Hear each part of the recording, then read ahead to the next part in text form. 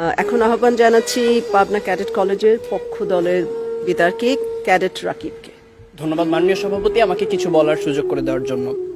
আমার দলের প্রথম বক্তা যখন অবহেলাকে সংজ্ঞায়িত করে গেলেন, তখন প্রতিপক্ষের প্রথম বক্তা বিতর্কের এই মঞ্চে উপস্থিত ছিলেন ঠিকই, কিন্তু মন হয়তো ছিল অন্য কোথাও। তাই তিনি বারবার ভিন্ন ভিন্ন সুরে একই গান গেয়ে প্রমাণ করার চেষ্টা করে গেলেন যে সন্তানের মানসিকতা নাকি বৃদ্ধ পিতামাতার প্রতি দায়িত্ব পালনে অবহেলার মূল কারণ নয়। অবহেলার সংজ্ঞায় যেখানে বলছে অবহেলা হচ্ছে প্রদত্ত পরিস্থিতিতে যত্নের অভাব এবং ইচ্ছাকৃত অসতর্কতা, অর্থাৎ বিজ্ঞ প্রতিপক্ষ, অবহেলার প্রশ্ন আসে তখনই যখন আপনি পূর্ণ সামর্থ্য থাকা সত্ত্বেও আপনার বৃদ্ধ পিতামাতার যত্নের প্রতি ছিলেন উদাসীন। যে ছেলেটি শুধুমাত্র টাকার অভাবে বৃদ্ধ মায়ের চিকিৎসা করাতে পারছে না, সে কিন্তু আজকে বিতর্কের বাইরের বিষয় বিজ্ঞ প্রতিপক্ষ, কারণ সে চেষ্টা করেও পরিস্থিতির শিকার। তার মানসিকতার কোনো দোষ নেই, অবহেলার তো কোনো প্রশ্নই আসে না। কিন্তু বৃদ্ধ পিতামাতার প্রতি দায়িত্ব পালনে পূর্ণ সমর্থ হয়েও যদি আপনি তাদেরকে করেন উপেক্ষা, তখনই তাকে আমরা বলবো অবহেলা, যে আপনার মানসিকতারই সমস্যা বিজ্ঞ প্রতিপক্ষ। আমার সন্তান যেন থাকে দুধে ভাতে, অন্তরের এই নিবেদন তো পৃথিবীর সব বাবা মায়ের। অথচ সারাটা দিনের ব্যস্ততা শেষে একটুখানি অবসর পেলেই যেখানে আমাদের ফেসবুক বা হিন্দি সিরিয়ালে ডুব দেওয়ার সময় হয়, সেখানে ফোন দিয়ে মাকে একটিবার জিজ্ঞেস করার সময় হয় না মা ভালো আছে কিনা, বাবাকে জিজ্ঞেস করার সময় পর্যন্ত হয় না ওষুধগুলো ঠিক মতো খাচ্ছে কিনা। এখানে দোষটা কিন্তু বিজাতীয় সংস্কৃতির ধারক ও বাহক হিন্দি সিরিয়াল বা সোশ্যাল মিডিয়া ফেসবুকের আগে আপনারই মানসিকতার বিজ্ঞ প্রতিপক্ষ। একজন সুস্থ মানুষ সর্বোচ্চ 45 ডেল একক পর্যন্ত ব্যথার সম্মুখীন হতে পারে, আর সন্তান জন্মদানের সময় আমাদের মায়েরা যে পরিমাণ ব্যথার সম্মুখীন হন তা 57 ডেল এর কিছু বেশি, যা একজন সুস্থ স্বাভাবিক মানুষকে প্রয়োগ করা হলে অনায়াসে তার 20টি হাড় ভেঙে যাবে। সন্তানের জন্যই যে মায়ের সর্বস্ব বিসর্জন, সন্তান হয়ে সে মায়ের প্রতি যেন আমাদের নিষ্ঠুরতম আচরণ। আর এর পেছনে মানসিকতাই যদি দায়ী না হবে, তাহলে কেন নারায়ণগঞ্জের ফতুল্লা শাসনগাঁও এলাকায় ভরণ পোষণ থেকে বাঁচতে সন্তানদের দ্বারা বস্তাবন্দি অবস্থায় রাস্তায় ফেলে যাওয়া 80 বছর বয়সী বৃদ্ধা হাসিনা বেগম সেদিন মারা গেলেন? কেন জামির উদ্দিন শেখ নামের শতবর্ষী বাবা 5 ছেলের 4 জনের হাতেই মার খেয়ে আজ শয্যাশয়ী? তথ্যসূত্র দৈনিক প্রথম আলো 13 জুলাই 2018। পত্রিকায় প্রকাশিত এমন হাজারো হতভাগ্য হাসিনা বেগম বা জামির উদ্দিন শেখের গল্প আপনাদের শোনাতে পারি, জীবন যুদ্ধে যারা হেরে গিয়েছিল। হ্যাঁ, বিজ্ঞ প্রতিপক্ষ, জীবন যুদ্ধে যারা হেরে গিয়েছিল সন্তানের ঘৃণ্য মানসিকতার কাছে। এরপরও কি সন্তানের সেই পচে যাওয়া মানসিকতার চেয়ে বিভিন্ন পারিপার্শ্বিকতার অজুহাতকেই বড় করে দেখবেন? প্রশ্ন এলো বিপক্ষের দ্বিতীয় বক্তার কাছে।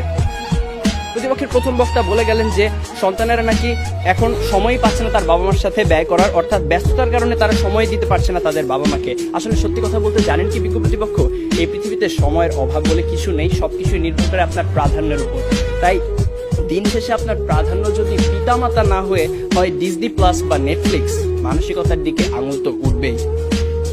মাননীয় সভাপতি, প্রতিপক্ষের প্রথম বক্তার বক্তব্য থেকে এটাই পরিষ্কার যে তারা মানসিকতা নয় বরং সন্তানের সুশিক্ষার অভাবকেই দায়ী করে গেলেন, যার কারণে প্রভাবিত হচ্ছে মানসিকতা। মাননীয় সভাপতি, কোনো কিছুই তো আপনাপনি দূষিত হয় না। এখন কেউ যদি ধূমপান করে বলে যে সিগারেটে থাকা নিকোটিনের কারণে তিনি ক্যান্সারে আক্রান্ত হয়েছেন, এখানে ধূমপানের কোনো দোষ নেই, তাহলে বিষয়টি কি নিতান্তই হাস্যকর নয় বিজ্ঞ প্রতিপক্ষ? তাই আজ বুঝেই হোক আর না বুঝেই হোক, আপনারা কিন্তু বৃদ্ধ পিতামাতার প্রতি দায়িত্ব পালনের অবহেলার মূল কারণ হিসেবে সেই মানসিকতাকেই দায়ী করে গেলেন। ধন্যবাদ আমাদের সাথে একমত পোষণ করার জন্য। প্রতিপক্ষের প্রথম বক্তার মতে বর্তমান সমাজে বাবা মায়ের মধ্যকার অশান্তি, ঝগড়া ইত্যাদি দেখে অবহেলায় একটি বড় হওয়া একটি সন্তান তো সেগুলোই শিখবে। কিন্তু বিজ্ঞ প্রতিপক্ষ, একই পরিবারে বেড়ে ওঠা 2টি সন্তানের মধ্যে যখন এক ভাই হয় সমাজে উচ্চ প্রতিষ্ঠিত আর আরেক ভাই হয় মাদকাসক্ত বেকার, তখন আপনি কি বলতে চাইছেন যে তাদের বাবা মা তাদের দুরকম শিক্ষা দিয়েছে? অর্থাৎ আমি এটাই বোঝাতে চাইছি যে পরিস্থিতি যেমনই হোক না কেন, ভালো মন্দের বিচার করার মানসিকতা বা বিবেক সে তো আপনারই হাতে। অবাক বিষয় কি জানেন বিজ্ঞ প্রতিপক্ষ, আপনারা যখন এই মঞ্চে দাঁড়িয়ে বৃদ্ধ পিতামাতার প্রতি অবহেলার বিভিন্ন কারণ হিসেবে নানা অজুহাত টেনে আনতে ব্যস্ত, তখন সবকিছুকে বুড়ো আঙুল দেখিয়ে মন্তাজ মিয়া নামের একজন দরিদ্র রিক্সা চালক সম্পূর্ণ অপরিচিত একজন বৃদ্ধকে নিজের বাড়িতে নিয়ে এসে নিজের বাবার মতো যত্নার্থী করছেন গত 5 বছর ধরে। রিক্সা চালক মন্তাজ মিয়ার এই ঘটনা হানিফ সংকেতের ইত্যাদি অনুষ্ঠানে প্রচারিত হয়েছিল। যেখানে অনেক উচ্চশিক্ষিত সচ্ছল ছেলে মেয়েরা অবহেলায় নিজের পিতামাতাকে বৃদ্ধাশ্রমে পাঠিয়ে দিচ্ছে, সেখানে মন্তাজ মিয়া একজন দরিদ্র রিক্সা চালক হয়েও এমন একটি মহৎ কাজ কি করে করতে পারলেন? তার তো ছিল না অর্থবিত্ত, শিক্ষা কিংবা উচ্চ সামাজিক অবস্থান, কিন্তু তবুও তিনি তা পেরেছিলেন কারণ তার ছিল একটি উন্নত মানসিকতা, বর্তমান সময়ে যা বড়ই অপ্রতুল। শেষ করার আগে মনে করিয়ে দিতে চাই, দূরত্ব, সময়ের অভাব, কাজের চাপ, সুশিক্ষার অভাব ইত্যাদি বৃদ্ধ পিতামাতার প্রতি দায়িত্ব পালনের ক্ষেত্রে কিছু দেয়াল মাত্র, মানসিকতাকে বদলালে যা পেরোনো সম্ভব। বৃদ্ধ পিতামাতার প্রতি দায়িত্ব পালনের ক্ষেত্রে যদি কোনো কারণে কমতি হয় বা সন্তান অসমর্থ হয়, সেক্ষেত্রে আপনাদের দ্বারা দেখিয়ে যাওয়া যুক্তিগুলো হয়তোবা একটি কারণ, কিন্তু বৃদ্ধ পিতামাতার প্রতি দায়িত্ব পালনের ক্ষেত্রে যদি কোনো কারণে অবহেলা করা হয়, সেটা অবশ্যই সন্তানের মানসিকতারই সমস্যা বিজ্ঞ প্রতিপক্ষ। বার্ধক্য মানেই অসহায়ত্ব, একাকিত্ব, মৃত্যু ভয় আর হাজারো রোগ ব্যাধির আনাগোনা।